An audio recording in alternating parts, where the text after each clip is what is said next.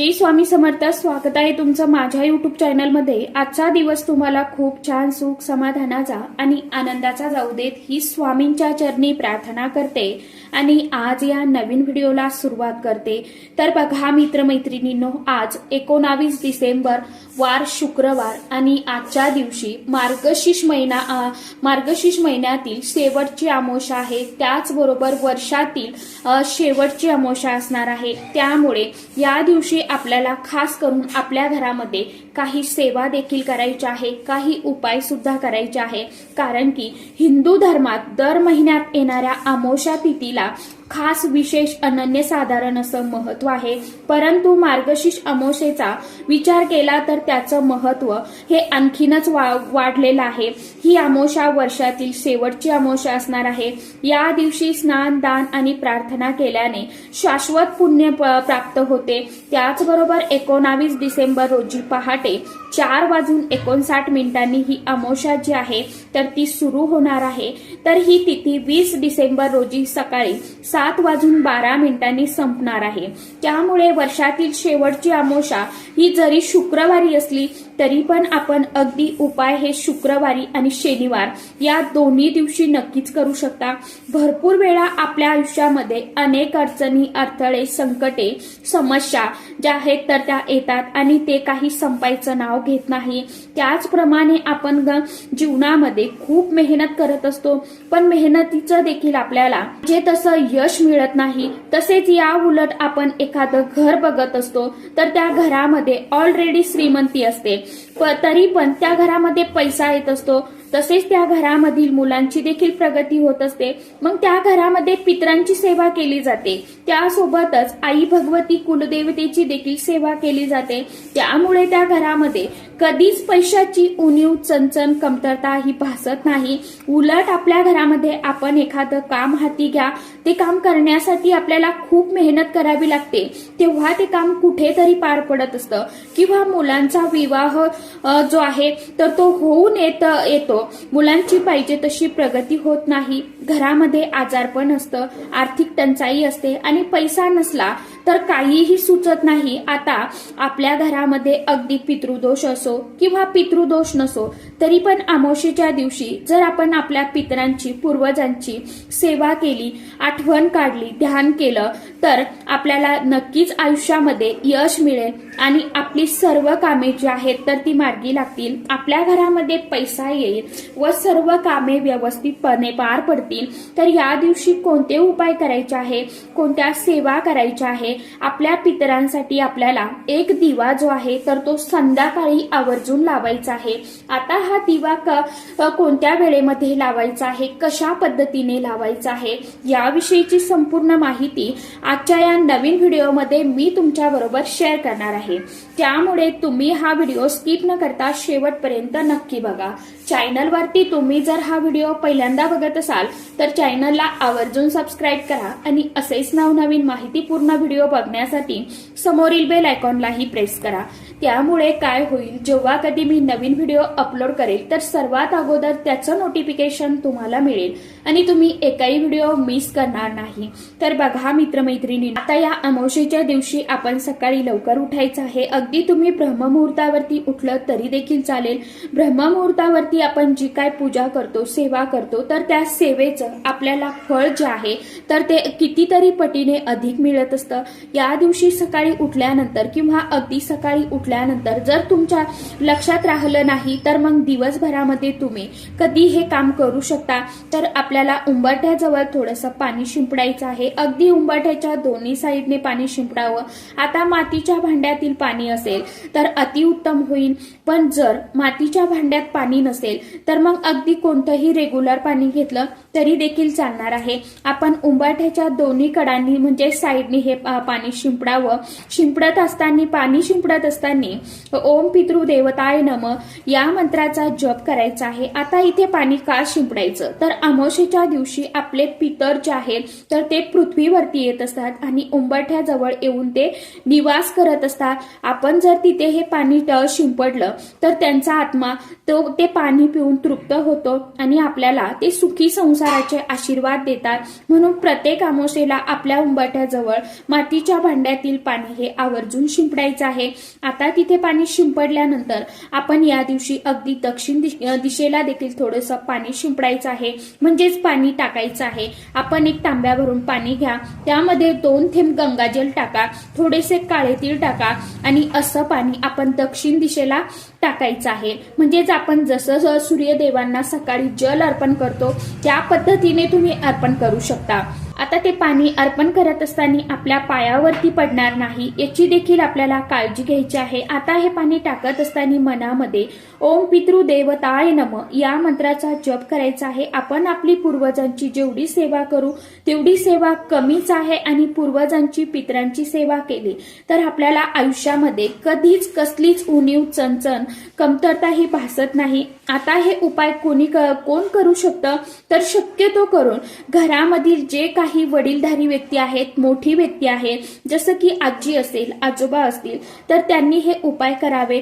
पण त्यांना जर शक्य नसेल तर मग अशा वेळी तुम्ही जरी हे उपाय केले, सेवा केली तरी चालेल. फक्त सुतक असेल किंवा पिरियड्स असेल तर मग या काळामध्ये आपल्याला हे उपाय करता येणार नाही. आणि सर्वात महत्वाचं म्हणजे आपण जी काही सेवा उपाय करत आहोत तर त्या उपायांबद्दल आपल्याला कुणालाही सांगायचं नाही. अगदी आपल्या कितीही जवळची व्यक्ती असेल किंवा शेजारची व्यक्ती असेल किंवा नातेवाईक असेल, कारण की भरपूर वेळा आपण कुणाला तरी अगदी सहजपणे हा जो उपाय आहे तर तो मी करत आहे असं आपण सांगून टाकतो आणि आपण जो काही उपाय करतोय तर ते उपायाचं फळ जे आहे तर ते आपल्याला मिळत नाही.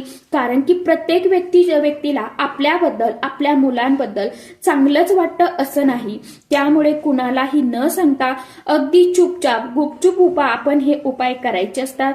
अगदी काही व्यक्ती असे असतात की ते फक्त आपल्याला तोंडावरती गोड बोलत असतात, परंतु त्यांच्या मनामध्ये आपल्याबद्दल काहीतरी वाईट भावना असते. त्यामुळे कुणालाही न सांगता हे उपाय जे आहेत तर ते करायचे आहे. आता अमावस्येच्या दिवशी आपल्याला खास करून आपल्या पितरांसाठी दिवा लावायचा आहे. तर हा दिवा तुम्ही कधी लावायचा आहे तर अगदी संध्याकाळी तुम्ही 5:30 वाजल्यापासून रात्री 12 वाजेपर्यंत हा जो दिवा आहे तर तो लावू शकता. जेव्हा सर्वजण, सर्व व्यक्ती घरामध्ये येतील त्यावेळी आपल्याला हा दिवा लावायचा आहे. तर यासाठी आपल्याला घरामध्ये 2 दिवे लावायचे आहे. एक प्लेट घ्यायची, त्या प्लेटमध्ये आपण थोडेसे अखंड तांदूळ टाकायचे आहे. तांदूळ हे फक्त फुटलेले नसावे, म्हणजे अखंड तांदूळ घ्यायचे आहे. तांदूळावरती थोडंसं हळदी कुंकू अर्पण करायचं आहे, फुलांच्या पाकळ्या अर्पण करायच्या आहे आणि त्यावरती आपल्याला मातीचा दिवा म्हणजे पंती ठेवायची आहे. किंवा मग तुम्हाला शक्य असेल तर कणकेचा दिवा तयार करून घ्या. आता या दिव्यामध्ये आपल्याला तिळाचं तेल टाकायचं आहे आणि जर तुमच्याकडे तिळाचं तेल नसेलच तर मग अशा वेळेस तुम्ही मोहरीचं तेल किंवा तुपाचा दिवा लावू शकता. तरी तिळाचं किंवा मोहरीचं तेल जास्तीत जास्त टाकण्याचा प्रयत्न करा. शक्यतो करून तूप घालू नका. जिथे पूजेचं साहित्य मिळतं तर तिथे तिळाचं, मोहरीचं तेल जे आहे तर ते तुम्हाला सहज मिळून जाईल. आता हे तेल टाकल्यानंतर आपल्याला दुहेरी वातीची एक वात करायची आहे, ती टाकायची आहे. त्या वातीला देखील आपण हळदी कुंकू लावायचं आहे, दिवा प्रज्वलित करायचा आहे. दिव्याला सुद्धा हळदी कुंकू, अक्षदा, फूल अर्पण करायचं. हा दिवा आपण घरामध्ये दक्षिण दिशेला ठेवायचा आहे. यानंतर दिव्याला मनोमन नमस्कार करायचा, आपल्या पितरांचं ध्यान करायचं. घरामध्ये जी पण दक्षिण दिशा असेल तिथे हा दिवा ठेवायचा, तिथे आसन घेऊन बसायचं आहे. आता घरामध्ये दक्षिण दिशेला बसणं शक्य नसेल तर मग घराच्या बाहेर अगदी दक्षिण दिशेकडे दिवा प्रज्वलित केला तरी देखील चालेल. तिथे आसन ठेवून बसायचं. दिव्याला देखील फूल अर्पण करायचं. थोडेसे काळे तीळ आपण हातामध्ये घ्यायचे. अगदी 11-21 काळे तिळाचे दाणे घ्या आणि हे काळे तीळ आपल्या पूर्वजांचं स्मरण करून त्या दिव्यामध्ये टाकायचे आहे. आता आपल्याला आपल्या पूर्वजांची नावं घ्यायची आहे. तुम्हाला जर तुमच्या पूर्वजांची नावं आठवत असतील तर तुम्ही त्यांची नावं घेऊ शकता किंवा ओम पितृदेवताय नमः, ओम पितृदेवताय नमः या मंत्राचं जेवढ्या वेळा तुम्हाला शक्य होईल तेवढ्या वेळा जप करा. किमान 21 वेळा, 108 वेळा जप करण्याचा प्रयत्न करा. त्यानंतर तसेच आपण या दिवशी पितृ अष्टक देखील पठण करायचं आहे. म्हणणं शक्य होत नसेल तर मोबाईलवरती लावून द्या आणि तुम्ही शांतपणे श्रवण करा तरी देखील चालेल। त्याचबरोबर आपण आपल्या पूर्वजांकडे माफी मागायची आहे, क्षमा याचना करायची आहे। आपण म्हणायचं आहे की माझ्याकडून जर काही चूकभूल झाली असेल, माझ्याकडून काही गोष्टी राहून गेल्या असतील, तर कळत न कळतपणे चूक झाली असेल, तर घरातील जसं की लहान्यांकडून मोठ्यांकडून जर काही चुका झाल्या असतील त्याबद्दल कृपा करून आम्हाला माफ करा। इथून पुढे आमच्याकडून जशी तुमची सेवा होईल तशी जास्तीत जास्त सेवा आणि ध्यान करण्याचा आम्ही प्रयत्न नक्कीच करू, असं आपण आपल्या पूर्वजांना सांगायचं आहे, म्हणायचं आहे। आणि यानंतर आपण आपल्या पूर्वजांना मोक्ष प्राप्त व्हावा, त्यांच्या आत्म्याला शांती मिळावी यासाठी प्रार्थना देखील करायची आहे। त्यानंतर त्या दिव्याचे दर्शन घ्यायचं आणि आपली जी काय मनामध्ये इच्छा मनोकामना आहे तर ती अगदी कळकळीने व्यक्त करायची आहे। कठीणातील कठीण कोणतीही इच्छा असू द्या, घरामध्ये पैसा येतो पण तो पैसा स्थिर राहत नाही किंवा खूप कष्ट करून त्या कष्टाचं मेहनतीचं फळ आपल्याला मिळत नाही। जी काही आहे ती मनापासून आहे, पूर्ण श्रद्धेने आपण आपल्या पितरांना सांगायचं आहे। तसेच तुमचा आशीर्वाद आमच्यावरती, माझ्या कुटुंबावरती सदैव राहू द्या, असं आपण त्यांना सांगायचं आहे, म्हणायचं आहे। तर आता हा दिवा किती वेळ प्रज्वलित ठेवायचा आहे? रात्री 12 वाजेपर्यंत तुम्हाला हा दिवा प्रज्वलित राहील इतकं तेल त्या दिव्यामध्ये आवर्जून घालायचं आहे, कारण की वर्षातील ही शेवटची अमावस्या आहे आणि 12 वाजेपर्यंत हा दिवा आपल्याला प्रज्वलित करून ठेवायचाच आहे। आता तुम्ही त्यामध्ये परत तेल टाकू शकता आणि दुसऱ्या दिवशी जे काही कापसाची वात असेल, जसं की काळे तीळ असेल, तर ते शिल्लक राहिलेल्या जे काही वस्तू आहे दिव्यामध्ये, तर ते तुम्हाला वाहत्या पाण्यामध्ये विसर्जित करायचं आहे किंवा मग झाडाच्या कुंडीमध्ये दाबून टाकलं तुम्ही मातीमध्ये तरी सुद्धा चालेल। आता हा दिवा लावला आपण एक घरामध्ये दिवा, त्यानंतर या दिवशी अगदी नदीकाठी, तलावाकाठी तिथे दिवा लावणं याला देखील खूप महत्व आहे। पण आपल्याला अशा ठिकाणी जाणं शक्य होत नाही। जर तुम्हाला शक्य असेल तर आवर्जून तलावाजवळ किंवा नदीजवळ एक दिवा आपल्या पितरांसाठी आवर्जून लावा। त्याचप्रमाणे आपण घरामध्ये आणखीन एका ठिकाणी असाच दिवा लावायचा आहे। तर आपण जिथे आपलं पाणी पिण्याचं पाणी भरून ठेवतो, पाण्याचा माठ ठेवतो, तिथे आपल्याला हा दिवा जो आहे तर तो लावायचा आहे। एक प्लेट घ्या, प्लेटमध्ये कुंकवाने स्वस्तिक काढा, कुंकवामध्ये आपण गुलाबजल, गंगाजल टाकायचं आहे, ओलं करून प्लेटमध्ये स्वस्तिक काढायचं आहे। स्वस्तिक हे शुभेच्छा आणि मांगल्याचं प्रतीक आहे। जिथे स्वस्तिक काढलं जातं तिथे नेहमी शुभ कामं जी आहे तर ती घरामध्ये घडत असतात। त्यावरती थोड्याशा अखंड अक्षता अर्पण करा, त्यावरती आपल्याला एक कणकेचा किंवा मातीचा दिवा जो आहे तर तो ठेवायचा आहे। त्यामध्ये आपल्याला तिळाचं तेल टाकायचं आहे, त्याचप्रमाणे आपल्याला त्यामध्ये देखील काळे तीळ जे आहेत तर ते टाकायचे आहे। दिवा प्रज्वलित करायचा। दिवा प्रज्वलित केल्यानंतर आपण आपल्या पूर्वजांचं, पितरांचं स्मरण करायचं आहे आणि पूर्वजांकडे माफी देखील मागायची आहे। यामुळे आपले पितर हे भरभरून आपल्याला आशीर्वाद देत असतात आणि आपल्या घरामधील पितृदोष जो आहे तर तो दूर होतो। आणि या दिवशी पिंपळाच्या झाडाखाली दिवा लावणे याला देखील खूप महत्व आहे। तुमच्या इथे जर जिथे कुठे जवळपास पिंपळाचं झाड असेल, पिंपळाच्या झाडाखाली या दिवशी दिवा लावा। पिंपळाच्या झाडामध्ये साक्षात भगवान श्रीहरी विष्णुदेव आणि माता लक्ष्मीचा वास असतो। तिथे जर दिवा लावला तर माता लक्ष्मी ही अत्यंत प्रसन्न होत असते। आपल्या घरातील दुःख, दारिद्र्य, गरिबी ही दूर होत असते। आता पिंपळाच्या झाडाखाली जर दिवा लावायचा असेल तर तिथे चौमुखी दिवा लावला जातो। त्यामध्ये देखील तिळाचं तेल आणि थोडेसे काळे तीळ टाकायचे आहे। त्याचप्रमाणे पिंपळाच्या झाडाला 11 प्रदक्षिणा करायच्या आहे। प्रदक्षिणा करत असताना ओम नमो भगवते वासुदेवाय नमः या मंत्राचा जप करायचा आहे आणि आपल्याला तिथे पिंपळाच्या झाडाला डोकं टेकून नमस्कार करायचा आहे आणि आपल्या मनामध्ये जी काय कठीणातील कठीण इच्छा असेल तर ती अगदी तळमळीने, कळकळीने व्यक्त करायची आहे आणि परत आपल्याला नमस्कार करायचा आहे।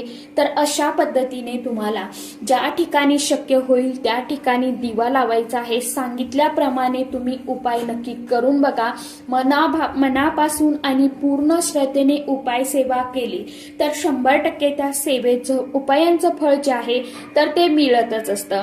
म्हणून उपाय करत असताना मनापासून कोणताही उपाय करा, सेवा करा, सकारात्मकतेने करा आणि श्रद्धेने करा, म्हणजेच आपण जे काही उपाय सेवा करतो तर त्याचं फळ आपल्याला लवकरात लवकर मिळेल।